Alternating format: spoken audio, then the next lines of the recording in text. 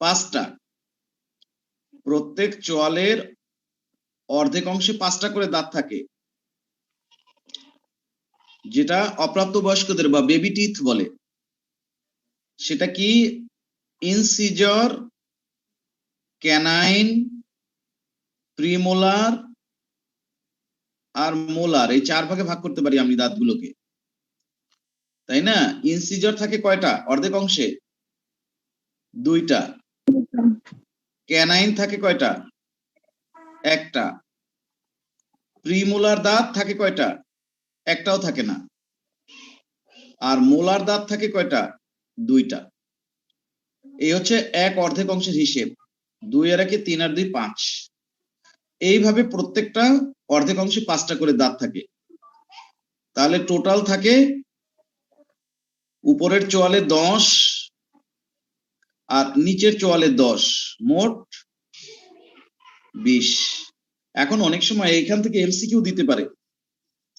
যদি জিজ্ঞেস করে যে একজন অপ্রাপ্তবয়স্ক ব্যক্তির বা একজন শিশুর বা একটি শিশুর মোট কর্তন দাঁত থাকে কয়টা, কি বলবে তোমরা? যখন মোট সংখ্যা চাইবে তখন এই যে সংকেতটা দিয়েছি তাকে কত দিয়ে গুণ করতে হবে? 4 দ্বারা। 4 দ্বারা, হ্যাঁ, 4 দিয়ে গুণ করতে হবে। কারণ হচ্ছে একটা চোয়ালের অর্ধেক অংশের যদি হিসেব দেই তাহলে টোটাল হিসেবটা হবে 2 দিয়ে গুণ করলে এক চোয়ালের, আর বাকি 2 দিয়ে গুণ করলে আরেক চোয়ালের। তাহলে মোট কর্তন দাঁত হচ্ছে 8টি। একজন শিশুর মোট ছেদন দাঁত কয়টা? কয়টা? 4 দিয়ে গুণ করব 1, কত হবে? 4টি। একজন শিশুর অগ্রপেশন দাঁত বা প্রিমোলার দাঁত কয়টা? 0টি। হ্যাঁ, অগ্রপেশন দাঁত কয়টি? সেটা হচ্ছে 0। 4 × 0, 0টি। আর পেশন দাঁত কয়টি? 8টি। পেশন দাঁত হচ্ছে 4 × 2 = 8টি। এই তাহলে মোট কত হয়? 8 আর 4 12 আর 8 20। হ্যাঁ, এটা 20টি। বাংলা ইংরেজি মিলে গেছে, যাই হোক 20টা। এই যে তথ্যটা এখান থেকে এমসিকিউ দিতে পারে, সেটা যেন আমরা এক চোয়ালের চাইলো নাকি এক চোয়ালের অর্ধেকের চাইলো নাকি কোনো একটা ধরনের দাঁতের পুরো হিসেবটা চাইলো, সেই দিকে যেন আমরা খেয়াল করে তারপর অ্যান্সারটা দিই। চট করে যেন একটা অ্যান্সার দিয়ে ফেলি না। আচ্ছা, একজন পূর্ণবয়স্ক ব্যক্তির ইনসিজর দাঁত থাকবে কয়টা? ইনসিজর মানে কর্তন, কর্তন থাকবে 4 × 2 8টি। এটা ঠিকই থাকবে। ক্যানাইন কয়টা থাকবে? 4 × 1 1টি। হ্যাঁ, 4 × 1 4টি। হ্যাঁ, এটাতেও কোনো চেঞ্জ হবে না। প্রিমোলার, এটা নতুন অ্যাড হবে।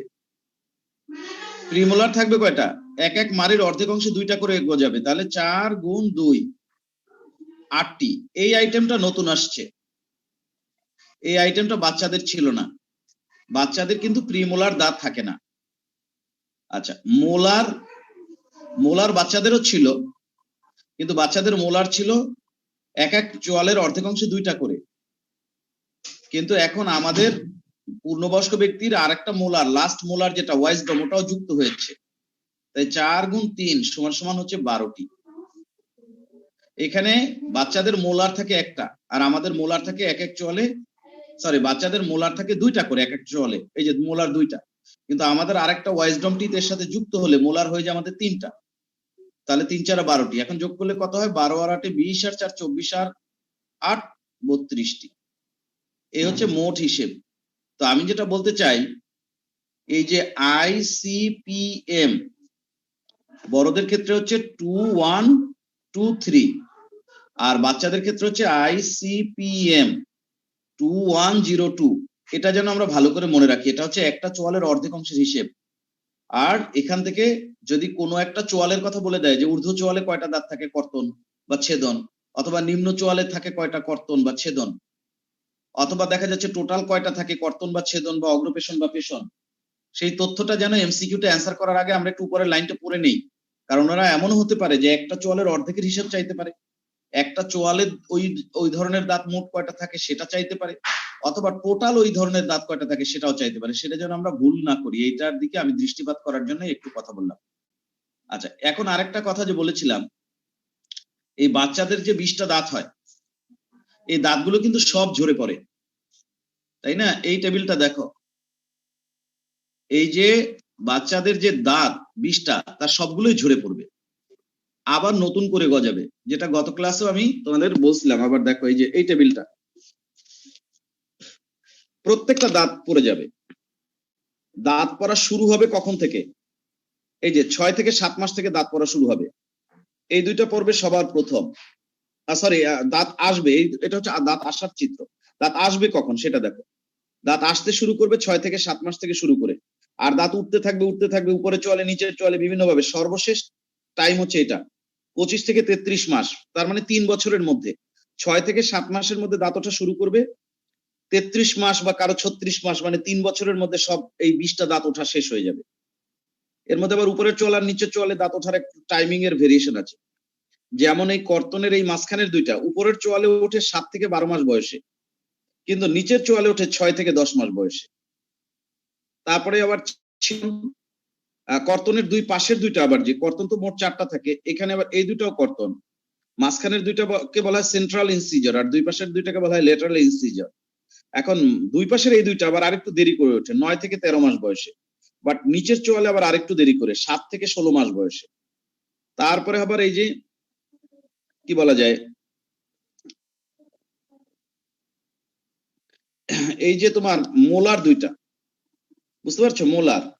মোলার দুইটা উঠতে শুরু করবে বাচ্চাদের উপরের চোয়ালে 13 থেকে 19 মাস ফার্স্ট মোলার, সেকেন্ড মোলার হচ্ছে 25 থেকে 33 মাস। আর নিচের চোয়ালে আবার একটু ডিফারেন্স আছে, 12 থেকে 18 মাস ফার্স্ট মোলার, আর 20 থেকে 30 মাস হচ্ছে সেকেন্ড মোলার। যাই হোক, এই টেবিলগুলো তো সব দেয়াই আছে ইয়াতে, কিন্তু এই যে দাঁত ঝরে যাওয়ার যে টাইমিংটা সেটা দেখো। 6 বছর বয়স থেকে দাঁত ঝরা শুরু হয়, আর 12 বছর বয়স ধরে দাঁত কিন্তু ঝরে যেতে থাকে। তার মানে কি, এখানে যে কয়টা দাঁতের কথা বলা হচ্ছে এর প্রত্যেকটা দাঁতই ঝরে যায়। এই 20টা দাঁতের প্রত্যেকটাই কিন্তু একবার করে ঝরে যাবে। এই জন্য এই দাঁতের আরেক নাম হচ্ছে ডেসিডুয়াস টিথ। ডেসিডুয়াস মানে হচ্ছে যেটা ঝরে যায়। ডেসিডুয়াস বা বেবি টিথ বা মিল্ক টিথ একই জিনিস। এখন গজায় কখন? গজানোর ব্যাপারে কথা বেশি জটিল না। যখন এই দাঁতটা ঝরে গেল, ধরো 6 থেকে 8 বছর বয়সে যে দাঁতটা ঝরে যাবে, সেই দাঁতটা গজাতে তো আর সময় বেশি লাগবে না, ঝরে যাওয়ার 1-2 মাসের মধ্যেই দাঁতগুলো গজায়। যে কোনো দাঁত, ধরো এই দাঁতটা 10 থেকে 12 বছর বয়সের মধ্যে ঝরে গেল, যে দাঁতটা যখন ঝরে যাবে তার 1 মাস বা 2 মাসের মধ্যে কিন্তু নতুন করে আবার গজাতে শুরু করে। সুতরাং দাঁত গজানোর টাইমটা বের করা কঠিন কিছু না। ঝরে যাওয়ার টাইমটা যদি বের করা যায়, তার সাথে 1 মাস বা 2 মাস যোগ করলেই গজানোর টাইমটা বের করে নেওয়া যায়। এই যে যেমন এখানে আবার গজানোর টাইমটাও দিয়ে দিয়েছে এই টেবিলে। এই যে এখানে কোন দাঁত প্রথমবার কখন উঠে আর ফাইনালি কখন ওঠে, ইরাপ্ট মানে ওঠা। তো এই টেবিলগুলো তোমরা ভালো করে দেখছো নিশ্চয়ই। আর কি বলা যায়, দাঁতের যে সংকেত আমরা দিছি সেটাও দেখছো। এখন এখানে একটা তথ্য বলবো, বড়দের যে দাঁত যেগুলো কখনো ঝরে যায় না, সেই দাঁতগুলোকে বলা হয় স্থায়ী দাঁত। সেই দাঁতের সংখ্যা তো 32টা। কয়টা? মোট 32টা দাঁত। হ্যাঁ, 32টা। এখন বড়দের কোন দাঁত যখন হলো এ আর ঝরে, মানে দাঁত মানুষের দাঁতের মধ্যে কোন প্রকারের দাঁত কখনোই ঝরেও যায় না, এক মানে ঝরে যায় না, সেটা হচ্ছে কি, এই যে আক্কেল দাঁত, এটা কিন্তু একবার ওঠার পরে আর কখনো ঝরে যাবে না। এটা একবারই উঠবে, একবারই ফাইনাল। ঝরে যেতে পারে বয়স হলে, বয়স্ক বৃদ্ধ অবস্থায়। এই যে লাস্ট মানে থার্ড মোলার যেটাকে বলে বা ওয়াইজডম টিথ, এটা একবার গজানোর পরে আর ঝরে যাবে না। আর কোনটা? আর হচ্ছে এই যে প্রিমোলার। প্রিমোলার তো হচ্ছে বড়দের থাকে, ছোটদের থাকে না। এই যে প্রিমোলার দুইটা, এই দুইটা এই প্রিমোলার দাঁতগুলো কিন্তু একবারই গজাবে, কারণ ছোটদের প্রিমোলার দাঁত থাকে না। প্রিমোলার দাঁত কিন্তু একবার গজানোর পরে আর ঝরে যায় না, এই একবারই গজায়। যে কারণে প্রিমোলার দাঁত যদি হয়, কি বলা যায়, একবার ডিকে হয়, তাহলে মুশকিল, ওটা রুট ক্যানেল না করে আর পারা যায় না। দেখা গেলো ছোট বাচ্চা অবস্থায় যদি প্রিমোলার দাঁতে ক্যারিজ হয়ে যায় তাহলে তো মুশকিল, কারণ প্রিমোলার দাঁত ওঠে কখন সেটা দেখো। প্রিমোলার দাঁত ওঠার টাইমটা দেখো, এই যে প্রিমোলার দাঁত, এই যে দেখো প্রিমোলার দাঁতের ক্ষেত্রে একবারই কিন্তু ওঠে। এই যে দেখো এই জায়গাটা প্রথম ইরাপ্ট, সেই জায়গাটাতে গ্যাপ। কারণ কি, এটা তো একবার ওঠে, যে কারণে ওইটা প্রথম একবার ওঠে, দ্বিতীয়বার একবার ওঠে এরকম বলা যাবে না। আবার এই যে দেখো থার্ড মোলার, মানে যেটাকে আমরা ওয়াইজডম টিথ বলি, ওটাও কিন্তু একবার ওঠে। কিন্তু এখন সমস্যা কি দেখো, প্রিমোলার উঠে যায় কিন্তু 10 থেকে 11 বছর বয়সের মধ্যে, ফার্স্ট প্রিমোলার। সেকেন্ডটা উঠে যায় 10 থেকে 12 বছর বয়সের মধ্যে। এই সময়টাতে যদি এই প্রিমোলার দাঁতে কোনো সময় মানে পোকায় ধরে, মানে পোকায় তো ধরে না, ক্যারিজ আর কি, তাহলে কিন্তু ওইটারে আর রুট ক্যানেল করা ছাড়া কোনো ওয়ে নাই। কিন্তু 10-12 বছরের আগে যদি অন্যান্য যে সমস্ত দাঁত আছে, ধরো কর্তন বা ছেদন, ওগুলো যদি পোকায় ধরে, তাহলে ওগুলো ডাক্তাররা গেলে অনেক সময় তুলে ফেলে দেয়, কারণ ওগুলো তুলে ফেলে দিলে আবার পরে হবে। কিন্তু প্রিমোলার দাঁত একবারই গজাবে, এটাই যদি পোকায় ধরে তাহলে আর কিছু উপায় নেই। আবার একটা কথা আছে, পার্মানেন্টলি যখন হয়ে গেল 8-9 বছরের পরে যদি আবার ধরে ক্যারিজ হয়ে যায়, তখনও আবার তোমার ওই যে রুট ক্যানেল করা ছাড়া উপায় নাই।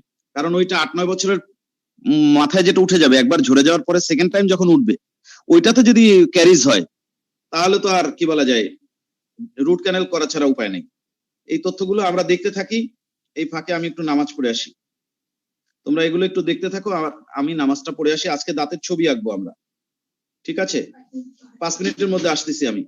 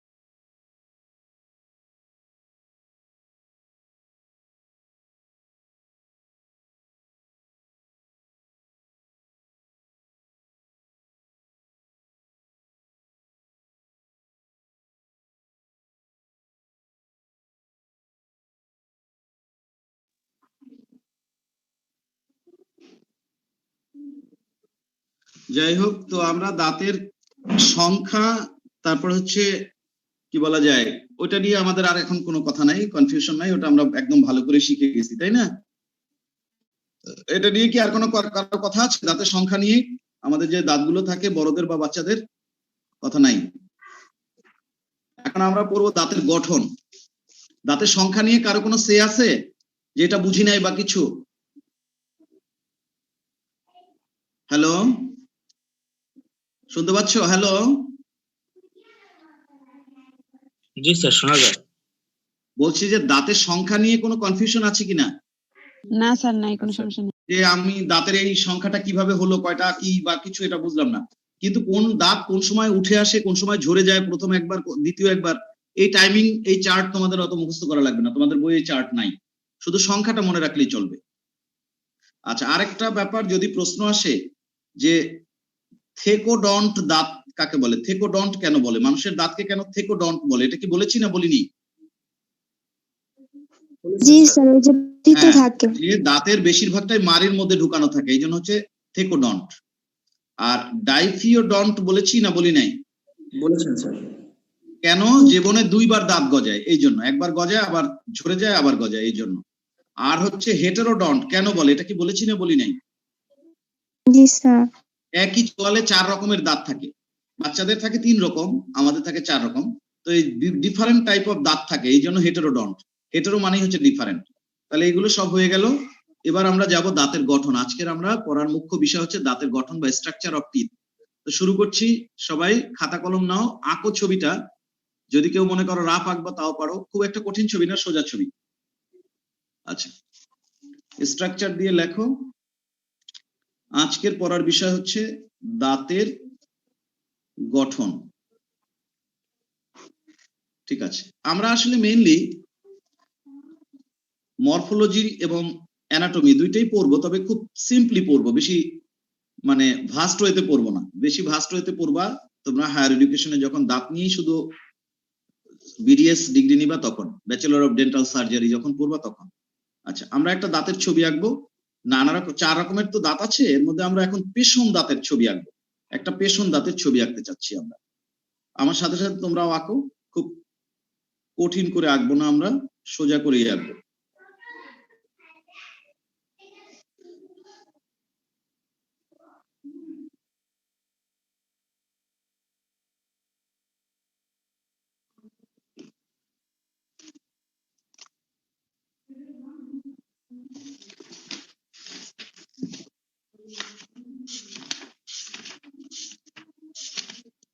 আমার সাথে সাথে তোমাদের বইয়ে যে ছবি দেয়া আছে সেটা হচ্ছে তোমার ক্যানাইন দাঁতের ছবি দেয়া আছে, দেখতে পাচ্ছি। কিন্তু আমরা একটা পেষণ দাঁতের ছবি আঁকলে এটা একটু চওড়া টাইপের, আঁকতে সুবিধা হবে। আচ্ছা, ঠিক আছে। দাঁতের একেবারে সবার বাইরে একটা লেয়ার থাকে, অত্যন্ত শক্ত লেয়ার এটা।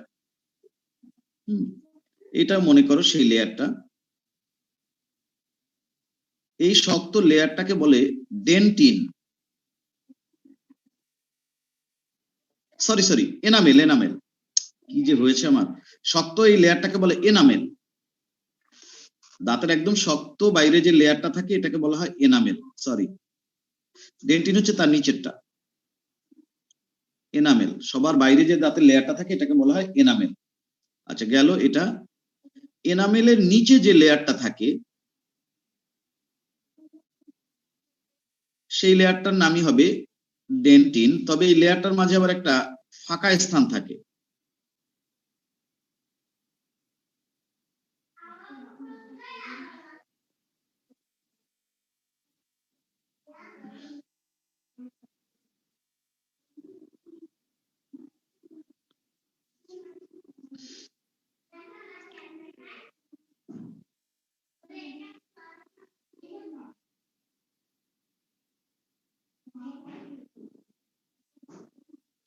এখন আমরা যে লেয়ারটা আঁকতে চাচ্ছি সেটা হচ্ছে তোমার ডেন্টিন। এই হচ্ছে সেই লেয়ারটা। এনামেলের ঠিক নিচে এই লেয়ারটা থাকে। এটাই দাঁতের মেইন কাঠামোটা তৈরি করে।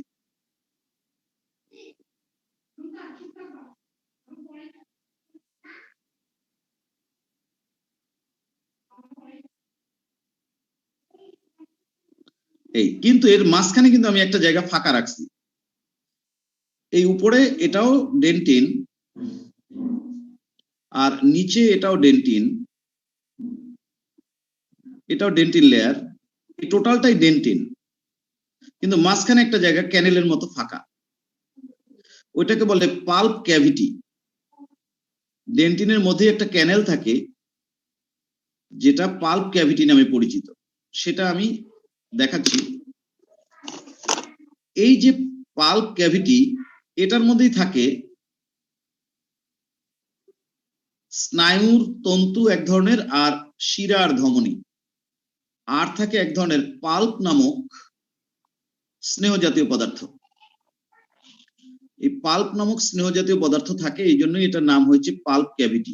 এই যেটাকে আমি লাল কালার করে দেখালাম, এটার মধ্যে অনেক শিরা ধমনী থাকে, রক্তের কৈশিক জালিকা, আর থাকে তোমার স্নায়ু তন্তুর শাখা প্রশাখা, স্নায়ু জালিকা। তো এটা হচ্ছে পাল্প ক্যাভিটি। ডেন্টিনের ঠিক মাঝখানে একটা ক্যানেলের মতো থাকে, এটা কি বলা হয় পাল্প গহ্বর বা পাল্প ক্যাভিটি। আচ্ছা, তাহলে ডেন্টিন কোনটা? ডেন্টিন হচ্ছে এই পাল্প ক্যাভিটির উপরে যেটা, এটাও ডেন্টিন, আর পাল্প ক্যাভিটির নিচে যে লেয়ার, এটাও কিন্তু ডেন্টিন। অ্যাকচুয়ালি ডেন্টিনের মাঝখানের ক্যানেলটাই হচ্ছে পাল্প ক্যাভিটি। আচ্ছা, গেল। আর এই জায়গাটাতে, এই জায়গাগুলোতে তোমার দাঁত যে শক্ত হাড়ের মধ্যে ঢুকানো থাকে, সেটা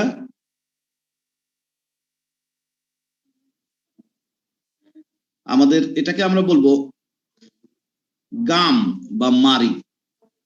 হ্যাঁ, মাড়ি। আর এই পাল্প ক্যাভিটির ভিতরে যে শিরা বা ধমনী থাকে, তাদের অনেকগুলো শাখা প্রশাখা এরকমের বের হয়ে আসে এখান থেকে, এরকম স্নায়ুতন্তুও বের হয়ে আসে, শিরা ও ধমনী শাখা প্রশাখা বের হয়ে আসে। স্নায়ুতন্তুর পার্ট গিয়ে একদম মস্তিষ্কে চলে যায়, আর শিরা ও ধমনী অন্যান্য বড় শিরা ও ধমনীর সাথে যুক্ত থাকে। আচ্ছা, এখানে একটা ব্যাপার আছে, এই দাঁতটা ঢুকানো থাকে মাড়ির ভিতরে। এই যে মনে করো এটা হচ্ছে মাড়ি, এটা মনে করো মাড়ি, গাম বা মাড়ি, মাড়ি। এখন এইখানে আবার একটা স্তর থাকে যেটা দাঁতকে মাড়ির সাথে শক্তভাবে আটকে রাখে। হ্যাঁ, এই যে মাড়ি, তো মাড়ির সাথে দাঁতের সাথে এরকম। তাহলে এই লেয়ারটাকে আমি একটু কালো করে দেই, পেন্সিল দিয়ে দিলে হয়তো একটু সুবিধা হয়, কলম দিয়ে একটু ডার্ক হয়ে যাবে বেশি, এই অসুবিধা নাই। এটাকে বলে সিমেন্টাম। সিমেন্টাম, সিমেন্টাম থাকে কোথায়? দাঁত আর মাড়ি তার মাঝখানে একটা পাতলা স্তর, কিন্তু এটা খুব শক্ত, এটাই দাঁতটাকে মাড়ির সাথে শক্তভাবে আটকে রাখে। সিমেন্টাম, সিমেন্টের মতো আর কি, এখান থেকে সিমেন্টাম শব্দটা এসছে। তাহলে এই যে লেয়ারটা এইমাত্র আমি আঁকলাম, এটাকে বলবো সিমেন্টাম। এই হচ্ছে মোটামুটি ব্যাপার। এখন এই এনামেল কি দিয়ে তৈরি হয়েছে, ডেন্টিন কি দিয়ে তৈরি হয়েছে, সেটা একটুখানি আমরা বলবো। আরেকটা ব্যাপার, এই দাঁতের যে অংশটা মাড়ির বাইরে বের হয়ে থাকে, সেই অংশটাকে বলে ক্রাউন বা মুকুট, ক্রাউন। আর যে অংশটা মাড়ির ভেতরে ঢুকানো থাকে, এটাকে বলা হয় ডেন্টাল রুট, রুট। এই হচ্ছে মোটামুটি একটা দাঁতের গঠন, একদম ইজি। প্রয়োজন বোধে এই ছবিটা দেখো, যেটা আমরা আঁকার চেষ্টা করেছি। নেটের এই ছবিটাও দেখতে পারো, এটা দেখে দেখে আমরা আঁকতে পারলে ভালো হতো। এই হচ্ছে আমাদের দাঁতের ছবি। তোমাদের বইয়ের ছবিটা এরকম না, তোমাদের বইয়ে দেয়া আছে তোমার ক্যানাইন দাঁতের ছবি, আর এটা হচ্ছে মেইনলি দাঁতের ছবি যেটা আমরা এইমাত্র আঁকলাম। এটা দেখেও তুমি ইচ্ছা করলে আঁকতে পারো। এখন দেখো এখানে আমরা কি কি এঁকেছি। এই সবার বাইরে এটা হচ্ছে এনামেল, তারপরে এই যে লেয়ার, এই যে এই পুরোটা হচ্ছে ডেন্টিন, এই উপরে এরকম আবার নিচেও এরকম, এটা হচ্ছে ডেন্টিন। আর ডেন্টিনের মাঝে যে দেখতে পাচ্ছ এটা হচ্ছে পাল্প ক্যাভিটি, যার মধ্যে শিরা ও ধমনী দেখা যাচ্ছে। শিরা ও ধমনী আবার নিচ থেকে বের হয়ে আসছে, সেটাও দেখানো আছে। আর এইটা হচ্ছে দাঁতের মাড়ি বা গাম, আর এইটা হচ্ছে সিমেন্টাম। ওই যে দেখো সিমেন্টাম। এই ছবিটাই আমরা আঁকার চেষ্টা করছি। দেখে দেখে তো আঁকতে পারি নাই, খেয়াল আছে যতটুকু সেভাবে আঁকছি। চোখের সামনে রেখে আঁকলে হয়তো আরেকটু সুন্দর করে আঁকা যেত। যাই হোক, মোটামুটি যা আঁকছি তাতেই চলবে। তো সবার কি আঁকা হয়েছে কিনা বলো? জি স্যার। জি স্যার। আঁকা হয়ে গেলে আমরা তাহলে এটার একটু বর্ণনা দিব। খুব বেশি কোনো বর্ণনা না, সিম্পল, বেশি কোনো কথা নাই। এবার লেখো, ছবি তো আঁকা হয়েছে, এবার বর্ণনায় যাই আমরা।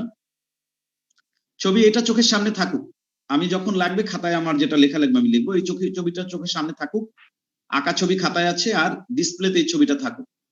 এখন লেখো, দাঁতকে প্রধানত দুইটি অংশে বিভক্ত করা যায়। যথা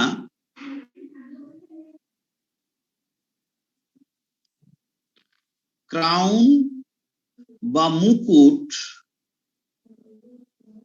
এবং রুট বা মূল। দাঁতকে প্রধানত দুই ভাগে ভাগ করা যায়, যথা ক্রাউন বা মুকুট এবং রুট বা মূল। দাঁতকে প্রধানত দুই ভাগে ভাগ করা যায়, যথা ক্রাউন বা মুকুট এবং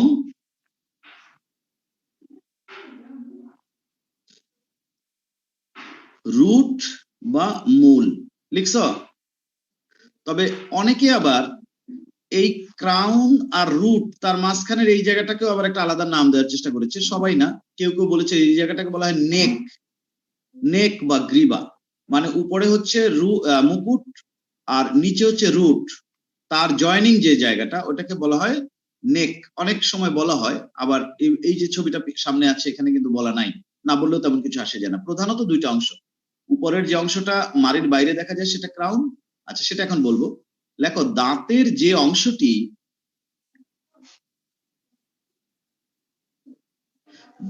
যে অংশটি মাড়ির বাইরে উন্মুক্ত থাকে, মাড়ি ময়াকার ডয় শূন্য রয় রশ্মি, দাঁতের যে অংশটি মাড়ির বাইরে উন্মুক্ত থাকে তাকে মুকুট বলে।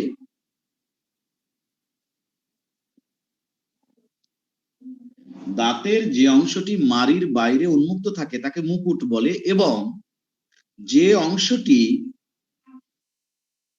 মাড়ির ভেতরে প্রথিত থাকে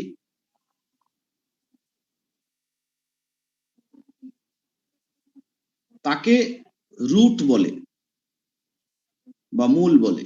দাঁতের যে অংশটি মাড়ির বাইরে উন্মুক্ত থাকে তাকে মুকুট বলে, এবং যে অংশটি মাড়ির ভেতরে প্রথিত থাকে, প্রথিত মানে প্রবিষ্ট থাকে, তাকে মূল বা রুট বলে। তাকে মূল বা রুট বলে।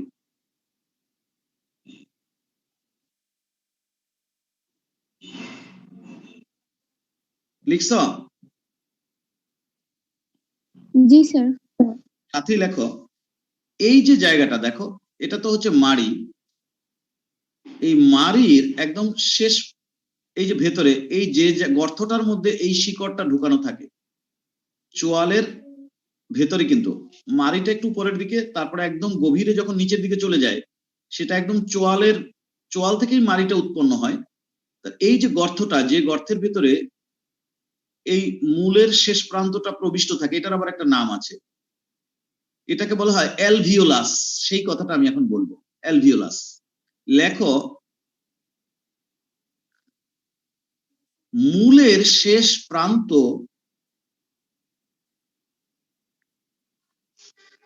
চোয়ালের অ্যালভিওলাস নামক গহ্বরে প্রবিষ্ট থাকে। অ্যালভিওলাস কথাটা আমি এখানে লিখে দিচ্ছি বানানটা। মূলের শেষ প্রান্ত চোয়ালের অ্যালভিওলাস, এ এল ভি ই ও এল ইউ এস আমি লিখে দিয়েছি, লেখাটা কি দেখা যায়? জি স্যার। মূলের শেষ প্রান্ত চোয়ালের অ্যালভিওলাস নামক গহ্বরে প্রবিষ্ট থাকে।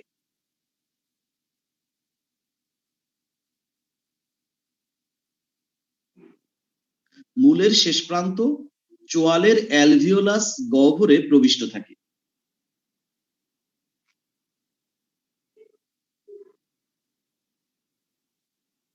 লিখছ? ঠিক আছে, এবার লেখো লেখো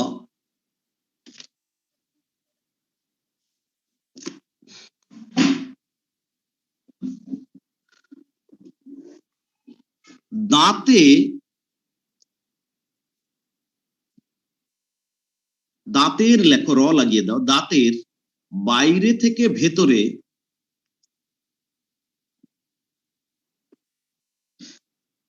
দাঁতের বাইরে থেকে ভেতরে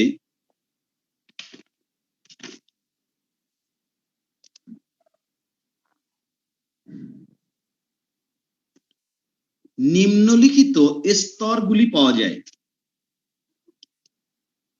দাঁতের বাইরে থেকে ভেতরে নিম্নলিখিত স্তরগুলি পাওয়া যায়।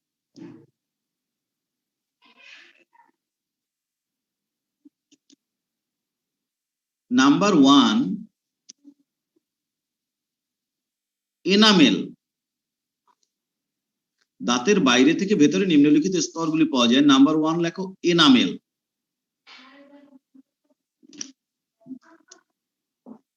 নাম্বার 1 লেখো এনামেল।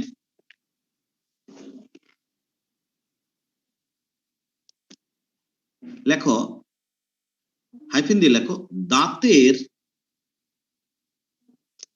মুকুটের সর্বাপেক্ষা বাইরে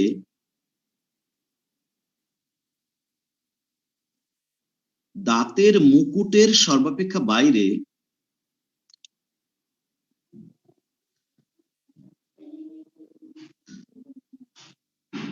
চকচকে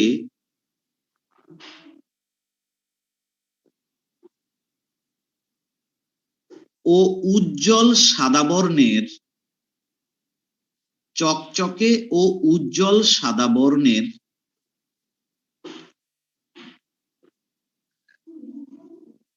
যে স্তরটি থাকে, চকচকে ও উজ্জ্বল সাদা বর্ণের যে স্তরটি থাকে তাকে এনামেল বলে।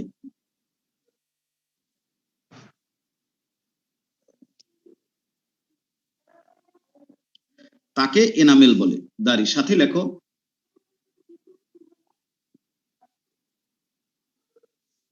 ইহা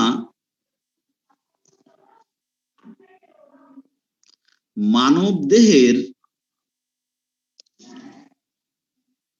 সবচেয়ে কঠিনতম অংশ।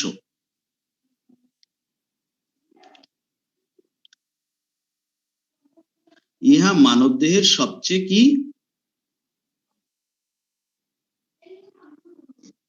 কঠিনতম অংশ। লিখছ? জি স্যার। দাঁড়ি সাথে লেখো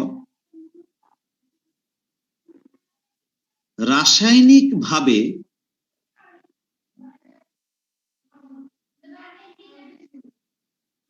এনামেল এর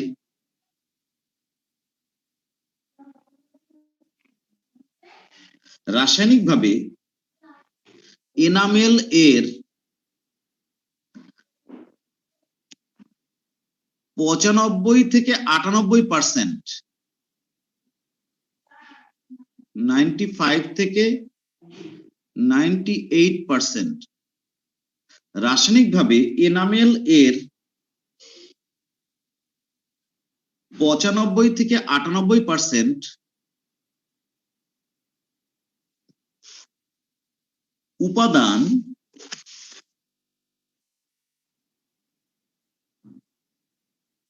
হলো, এই শব্দটা লেখো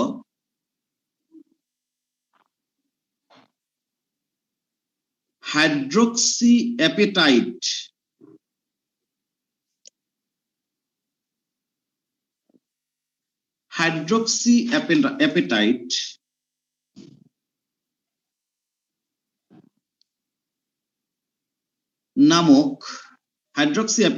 নামক এক প্রকার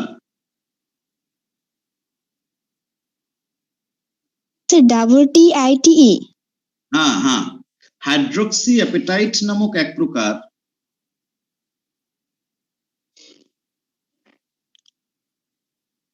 অজৈব পদার্থ রাসায়নিকভাবে দাঁতের 95 থেকে 98% হলো হাইড্রোক্সি অ্যাপেটাইট নামক এক প্রকার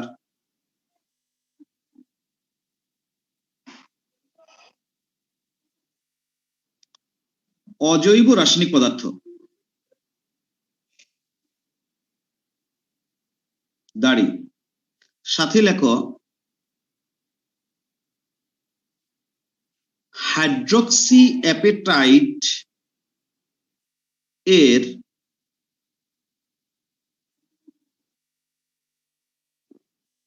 দিচ্ছি সংকেত চাচ্ছ একজনকে জানো সিফাত দিব। হাইড্রোক্সি অ্যাপেটাইট এর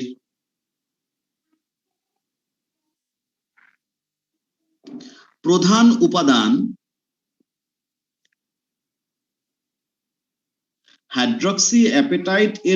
উপাদান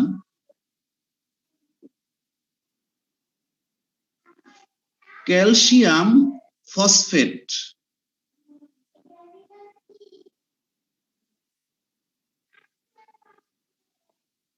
হাইড্রোক্সি অ্যাপেটাইটের প্রধান উপাদান ক্যালসিয়াম ফসফেট এবং রাসায়নিক সংকেত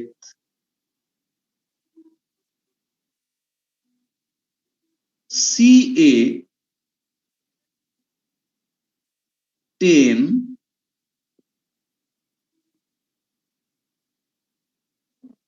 PO4 whole 6 OH whole 2।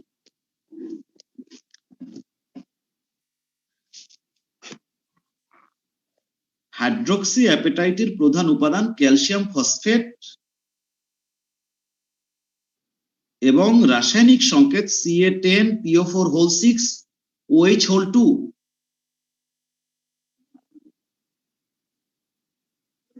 লিখছ? জি স্যার। সাথে লেখো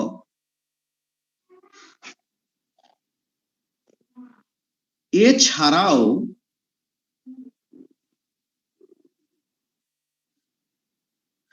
দাঁতের এনামেল এ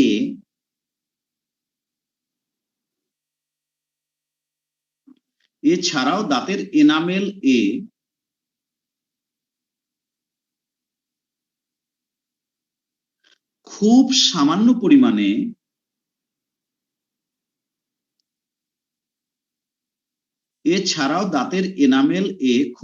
পরিমাণে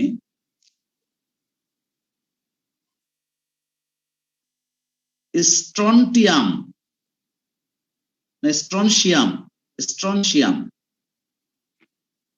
কমা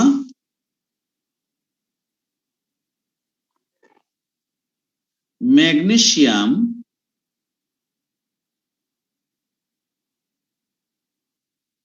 এবং লেড পাওয়া যায়।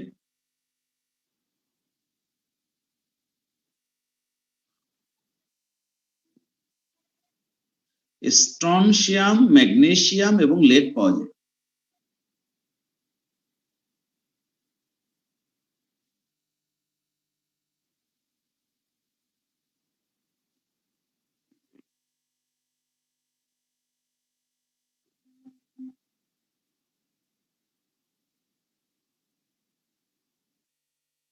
লিখছ? জি স্যার। সাথে লেখো জৈব পদার্থ হিসেবে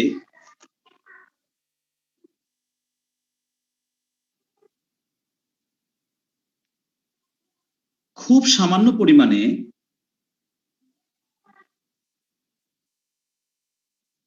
অ্যামেলোজেনিন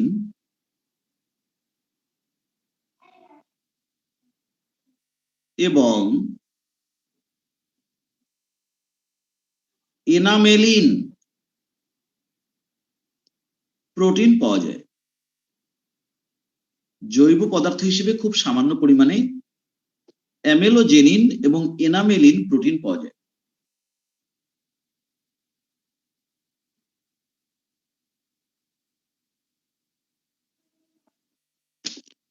লিখছো? জি স্যার।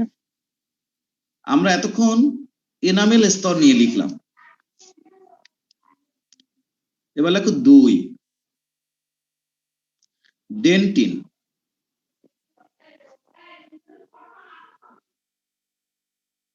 ডেন্টিন আমরা দাঁতের প্রথম স্তর এনামেল সম্পর্কে লিখলাম, এখন দ্বিতীয় স্তর ডেন্টিন সম্পর্কে লিখব।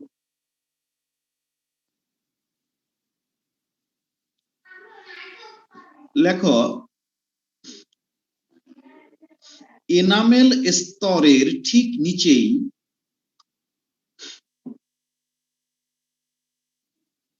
হালকা হলুদ বর্ণের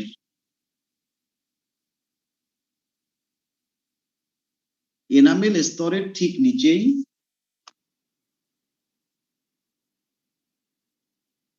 হালকা হলুদ বর্ণের এবং অপেক্ষাকৃত নরম, মানে এনামেলের চেয়ে নরম আর কি,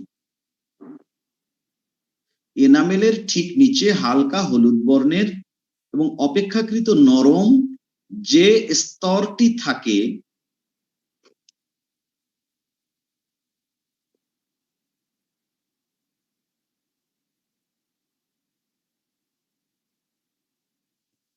তাকে ডেন্টিন বলে।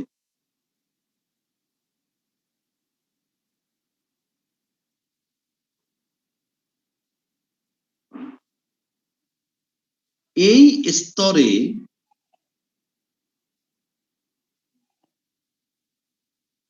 অসংখ্য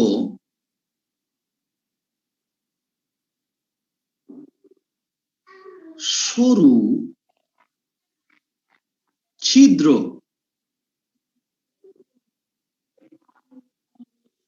আড়াআড়ি ভাবে অবস্থান করে। এই যে দেখো, এই জুম ছবিটার মধ্যে দেখো, এই যে ছোট ছোট ছিদ্র আছে, কিন্তু দেখছো ওরা যে কালার করছে দেখা যায় এক ধরনের ছোট ছোট ছিদ্র, ওই যে রেখা দিয়ে দাগ টেনেছে, দেখা যায় না, যায় না? জি স্যার। এই স্তরে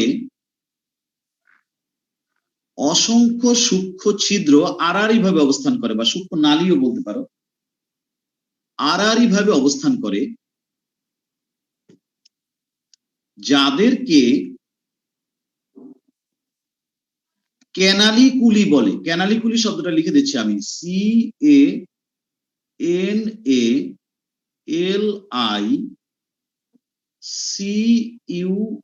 CANALICULI, ক্যানালিকুলি বলে, যাদেরকে ক্যানালিকুলি বলে।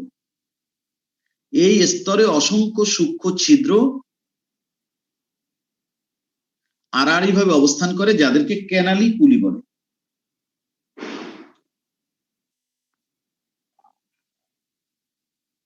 লিখছো? জি স্যার। দাঁড়ি সাথে লেখো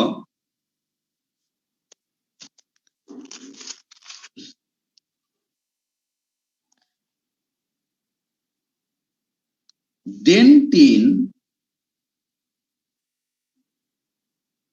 দাঁতের প্রধান কাঠামো তৈরি করে।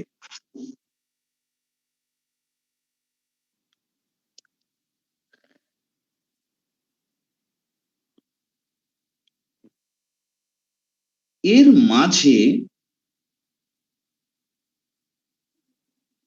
একটি সরু ফাঁপা স্থান থাকে, এর মাঝখানে বা মাঝে একটি সরু ফাঁপা স্থান থাকে, যাকে পাল্প গহ্বর বলে বা পাল্প ক্যাভিটি বলে।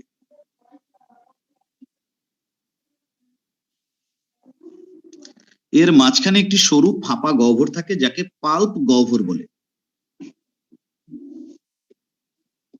লিখছ? জি স্যার। দাঁড়ি সাথে লেখো এই গহ্বরটি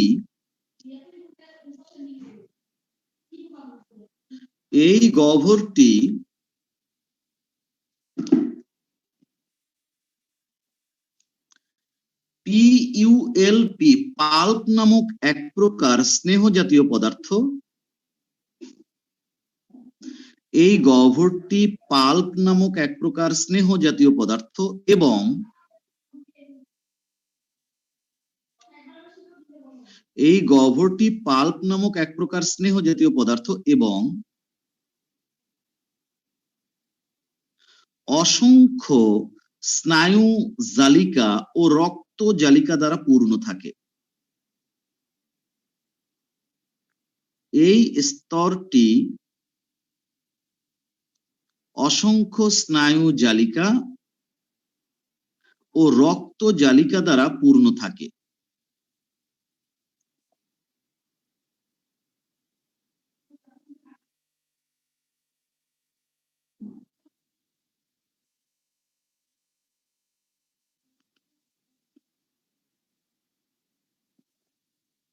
লিখছ? জি স্যার। জি স্যার। দাঁড়ি সাথে লেখো এই স্তর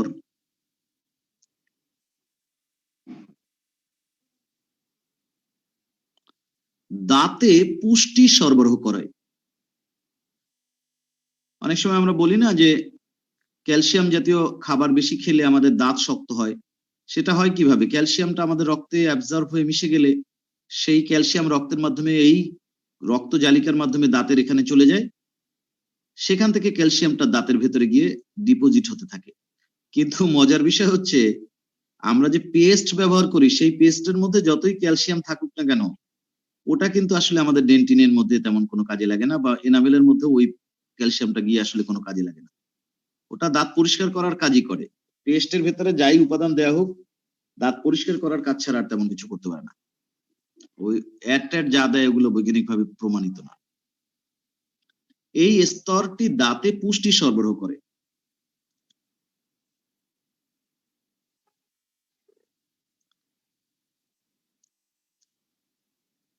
লিখছ?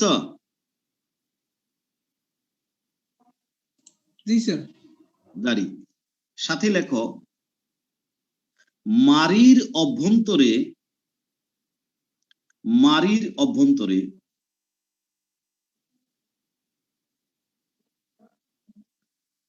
অডন্টোব্লাস্ট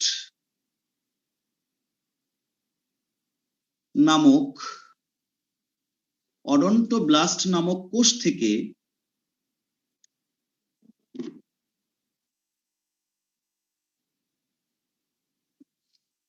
ডেন্টিন তৈরির মাধ্যমে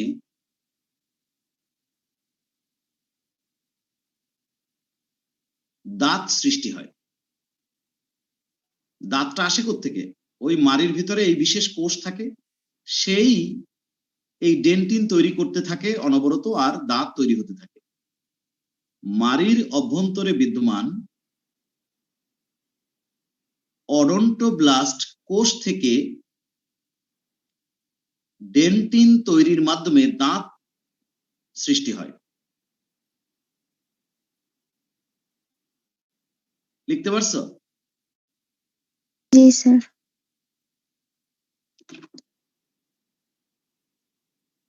সাথে লেখো রাসায়নিকভাবে ডেন্টিন এর রাসায়নিকভাবে ডেন্টিন এর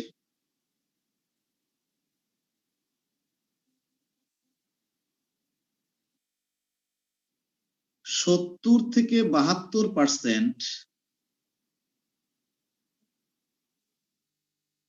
hydroxy appetite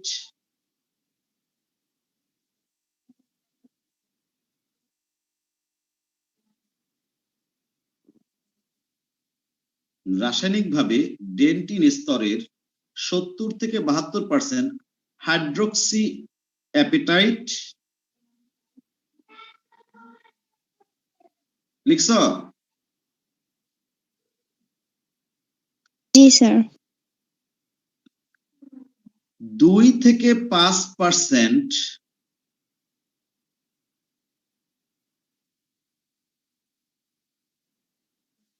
calcium fluoride,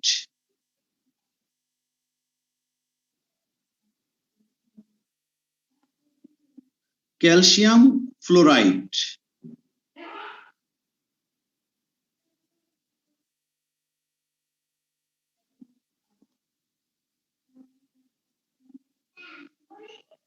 calcium fluoride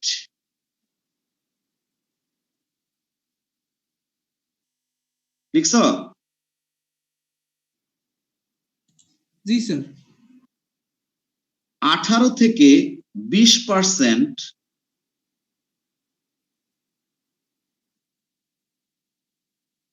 collagen জাতীয় প্রোটিন, 18 থেকে 20% কোলাজেন জাতীয় প্রোটিন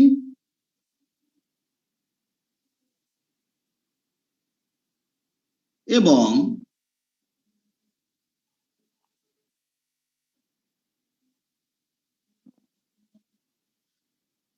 4 থেকে 5% পানি।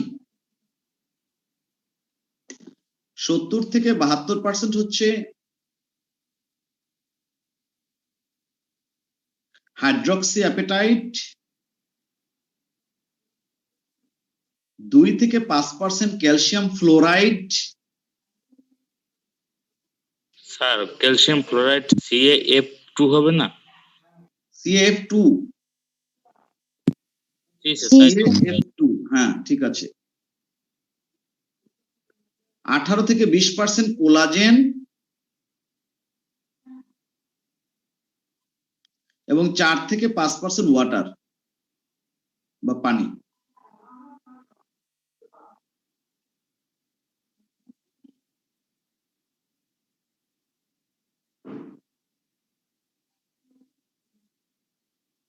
লিখছ? জি স্যার। গেল হচ্ছে ডেন্টিন, ডেন্টিন স্তর শেষ। এবার লেখো নাম্বার 3 স্যার, কি? স্যার আপনি বলছিলেন না যে এই স্তর পুষ্টি সরবরাহ হয়, সেটা কি ব্যাখ্যা দিছিলেন যেন? আমরা ধরো যে সমস্ত খাবার দাবার খাই, সেই খাবারের ভেতরে যদি ক্যালসিয়াম থাকে, সেই ক্যালসিয়ামটা রক্তের সাথে মিশে যায়, রক্তের মাধ্যমে আবার এই পাল্প ক্যাভিটির মধ্যে চলে আসে রক্তটা। তখন এই রক্তের মধ্যে ক্যালসিয়াম থাকলে সেটা আস্তে আস্তে গিয়ে এই ডেন্টিন স্তরের মধ্যে জমতে থাকে এবং দাঁত তৈরিতে অংশগ্রহণ করে। দাঁতের যে পুষ্টি উপাদান প্রয়োজন সেগুলো সাপ্লাই দেয় ব্লাড, সেই ব্লাডটা এসে এই পাল্প ক্যাভিটির মধ্যে ঢোকে, ওই যে কৈশিক জালিকার ভিতরে। সেখান থেকে গিয়ে ব্লাড থেকে পুষ্টি উপাদানগুলো আস্তে আস্তে এই ডেন্টিন স্তরের মধ্যে জমা হতে থাকে, জড়ো হতে থাকে। এই যে কোলাজেন, এই ফ্লোরিন, ক্যালসিয়াম, এগুলো তো দাঁতের পুষ্টি উপাদান, বুঝো নাই? জি স্যার। এবার লেখো নাম্বার 3 সিমেন্টাম। সিমেন্টাম লেখো ডেন্টিন এর বাইরে বিদ্যমান, ডেন্টিন এর বাইরে বিদ্যমান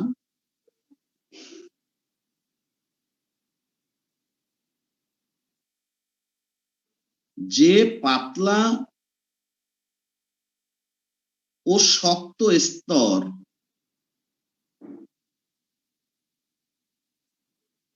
ডেন্টিন এর বাইরে বিদ্যমান যে পাতলা ও শক্ত স্তর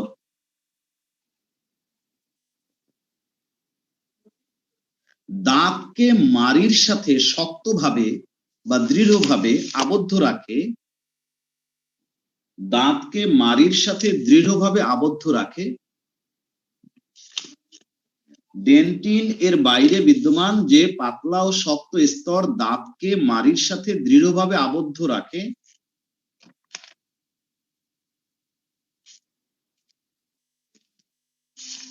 তাকে সিমেন্টাম বলে।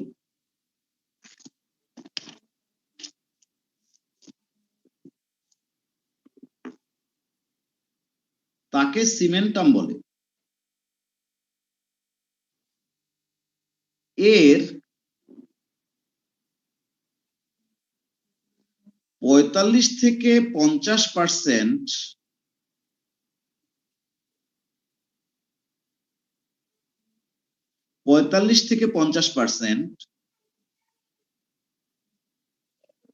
হাইড্রক্সি অ্যাপেটাইট,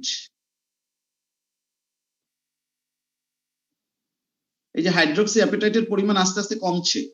সবচেয়ে বেশি ছিল এনামেলের মধ্যে, তারপর ডেন্টিনের মধ্যে কমে গেছে, সিমেন্টামের মধ্যে আরো কম। ওই জিনিসটাই সবচেয়ে বেশি শক্ত জিনিস, ওইটা যত বেশি থাকবে অত বেশি শক্ত। এই জন্য এনামেল সবচেয়ে বেশি শক্ত, ডেন্টিন আরেকটু কম শক্ত, সিমেন্টাম আরেকটু কম শক্ত।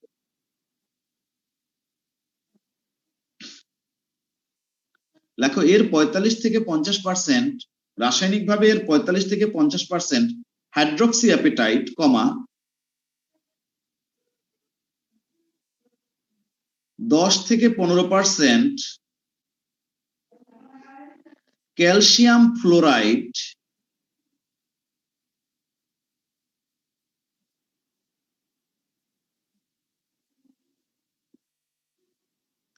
চল্লিশ থেকে 45%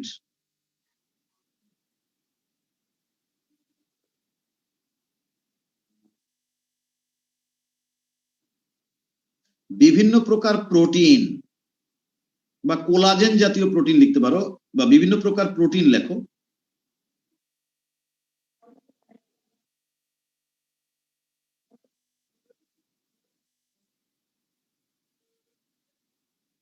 দাড়ি,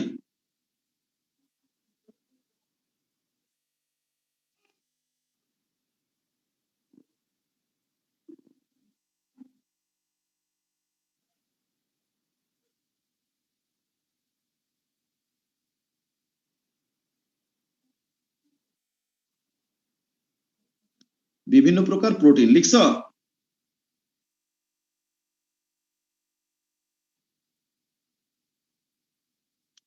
লিখছো কিনা? জি স্যার।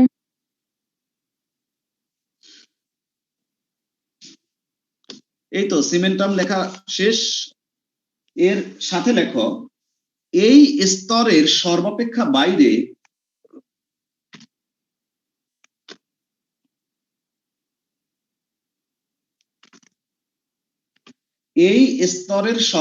বাইরে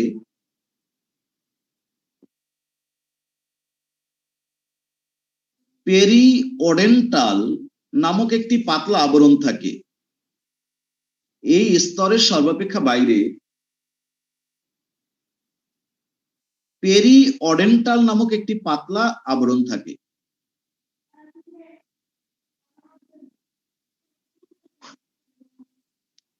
এই স্তরের সর্বাপেক্ষা বাইরে পেরিওডেন্টাল নামক একটি পাতলা আবরণ থাকে। শেষ, দাঁতের গঠন লেখা শেষ।